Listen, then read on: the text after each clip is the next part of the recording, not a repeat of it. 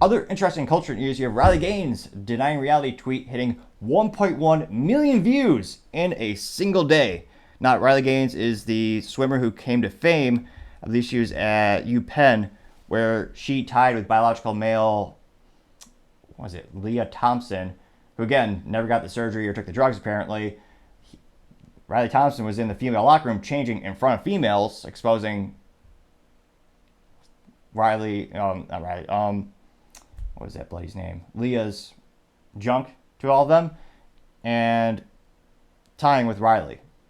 And this person got to keep the trophy. Of course, you can't use the correct logical pronouns, because if you do, YouTube will take the video off the platform. Because logic and oil and water, kind of trying to mix them together, it's kind of like logic these days in some cases. Now, this is Riley Gaines tweeting a response to someone. And this original tweet was from someone called Ed Krasinstein.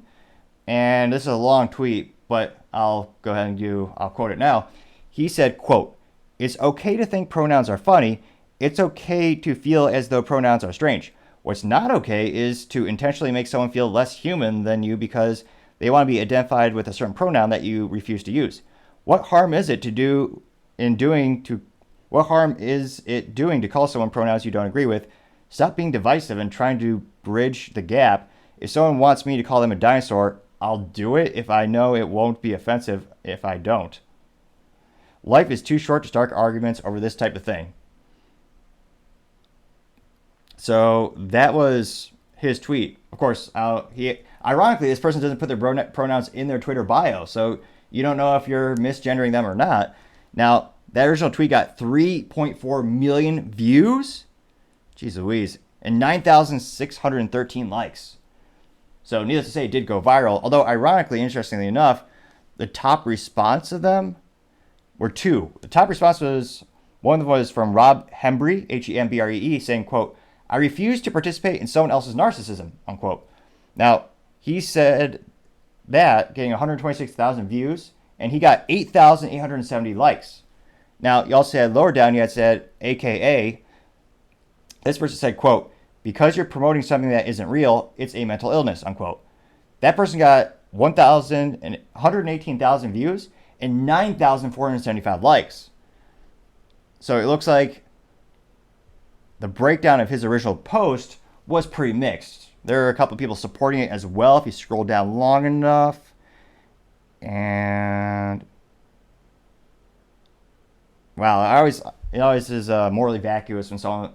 I don't like the intellectual argument. Well, I don't think it really is a good argument to say, if you don't agree with me, you're a bad person, you're evil. Which, ironically, is perhaps one of the things that most heinous evil people of all time do, if you actually read a history book.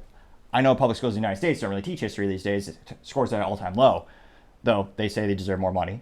Now, a couple of them did agree.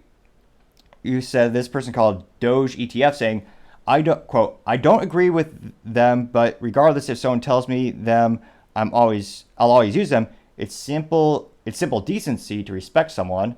That person got 120,000 views, but they only got 1,017 likes. Now, Ed Krasinstein responded to that saying, quote, "That's the way it should be. You're a good person," unquote. Ow, my eyes. It rolled back so hard it almost hurt my eyes. Now, his response to that got 104,000 views and 576 likes. Another one said, from Jay, says, quote, "Be open-minded. It's never okay to create hate amongst anyone. Be humble and be positive to those around you." Now, that got 152,000 views and 653 likes. So there is maybe a 60-40 split. And again, we'll get right back to Riley. This is the original post. Another one said gummy bear, which the profile is actually quite appropriate. It is a picture of a gummy bear. This person said, quote, "I'll explain. It's the same reason we reject 2 + 2 = 5. Without objective truth, there can be no objective morality. Without objective morality, what you have is moral relativism.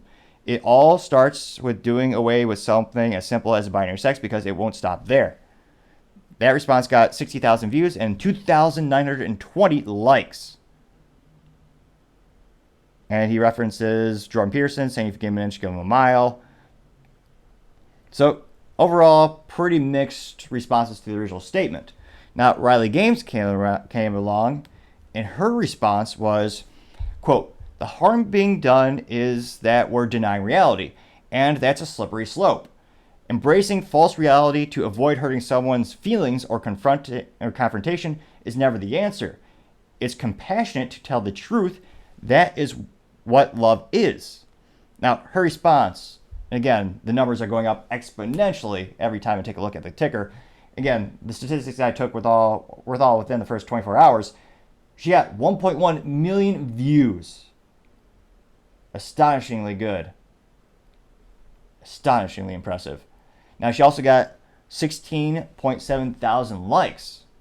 So even better. And actually, no, she got 8,858 likes, giving her a ratio of 0.29. So not the best ratio, but still quite impressive nonetheless.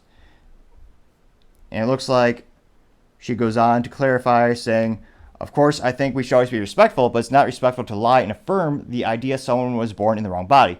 Think of the message this sends to the individual who created perfect the way you are.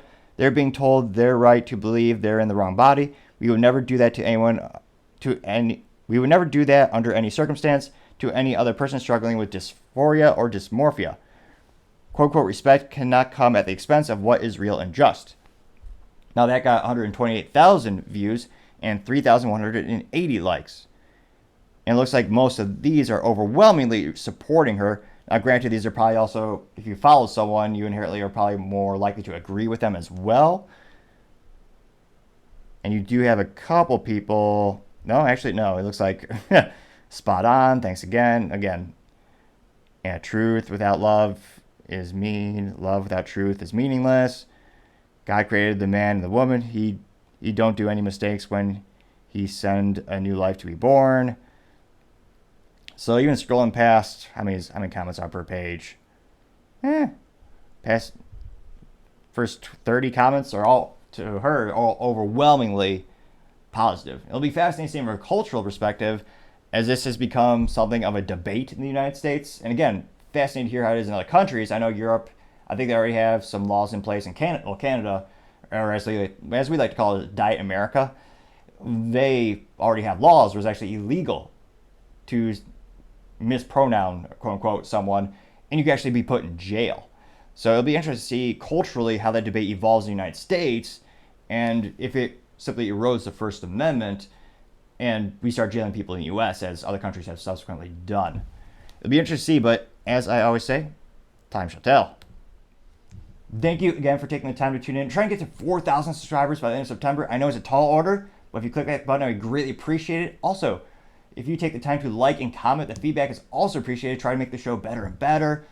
Lastly, don't forget to tell your family, tell your friends, tell your coworkers, heck, tell your enemies, tell anyone and everyone. Just stay safe and fight the good fight.